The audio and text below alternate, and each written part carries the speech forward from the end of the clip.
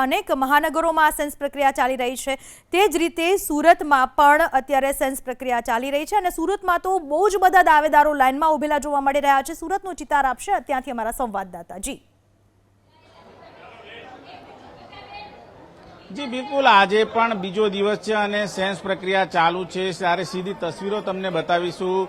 સૌથી વધારે યુવાનો છે એ અત્યારે હાલ ટિકિટ માટે દાવેદારી કરતા જોવા મળી રહ્યા છે। જે પ્રમાણેની તસવીરો અત્યારે હાલ જોવા મળી રહી છે ત્યારે આજે બીજા દિવસે પણ દાવેદારી કરવા માટે મોટી સંખ્યામાં અત્યારે હાલ જે કાર્યકર્તાઓ છે ઉમટી પડ્યા છે। જે પ્રમાણેની સ્થિતિ અત્યારે હાલ સુરત શહેરમાં જોવા મળી છે ત્યારે જે ચેમ્બર ઓફ કોમર્સના પ્રમુખ છે નિખિલ મદ્રાસી તેમના દ્વારા પણ અત્યારે હાલ જે ટિકિટ છે માંગણી કરવામાં આવી છે। યુવાનો છે એમને માંગી છે।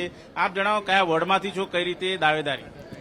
હું વોર્ડ નંબર 13માંથી હું આવી છું અને હું આજથી 14-15 વર્ષથી સક્રિય કાર્યકર્તામાં હું પ્રભારી પણ છું અને મહિલા મોરચામાં ઉપપ્રમુખ અને અત્યારે હાલમાં યુવા મોરચામાં પણ મને અત્યારે કારોબારીની સીટ આપેલી છે। તમે કઈ રીતની દાવેદારી કરી રહ્યા છો? અમે વોર્ડ નંબર 13માંથી દાવેદારી કરી રહી છું અને હું સક્રિય સભ્ય રહી ચૂકી છું 15 વર્ષથી અને આગળ પણ લોકોની સેવા અને લોકોના કામ કરીશ।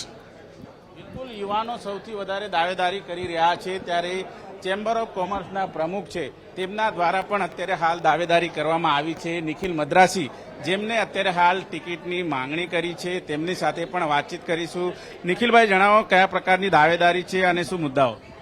દાવેદારી મારી પોતાની વાત કરું તો મેં દાવેદારી નોંધાવી છે અને જે વોર્ડ નંબર 13 છે વાડી ફળિયાનો જે સુરતનો જૂના લોકોનો ગઢ ગણાય છે એ વિસ્તારમાંથી મેં ઉમેદવારી નોંધાવવાનું પસંદ કર્યું કારણ કે એ વિસ્તારમાં હું જન્મ્યો હતો, કર્મ પણ એ જ વિસ્તારમાં કર્યું હતું અને એટલે મને એવું લાગે છે કે મારે આ વિસ્તારમાંથી મારી જાતને આગળ વધારવી જોઈએ। જનસંઘથી સંકળાયેલો છું, આજે ભારતીય જનતા પાર્ટી બની છે, જે કંઈ ચેમ્બર ઓફ કોમર્સની પ્રગતિ થઈ છે એમાં મારો હાથ છે અને એટલે હવે હું મારા નવા વિઝનને સુરત શહેરને આપવા માંગુ છું અને એટલા માટે મેં દાવેદારી નોંધાવી છે। બિલકુલ, જે રીતે અત્યારે હાલ જોઈ શકાય છે કેટલી મોટી સંખ્યામાં દાવેદારો આવી રહ્યા છે? ખૂબ જ મોટી સંખ્યામાં સૌ દાવેદારો આવી રહ્યા છે અને એટલો બધો ઇન્ટરેસ્ટ છે લોકોને કે ફોર્મ ભરવા માટે કાલે પણ એટલી બધી રસાકસ હતી કે 192 સુધીના ફોર્મ ભરાયા છે।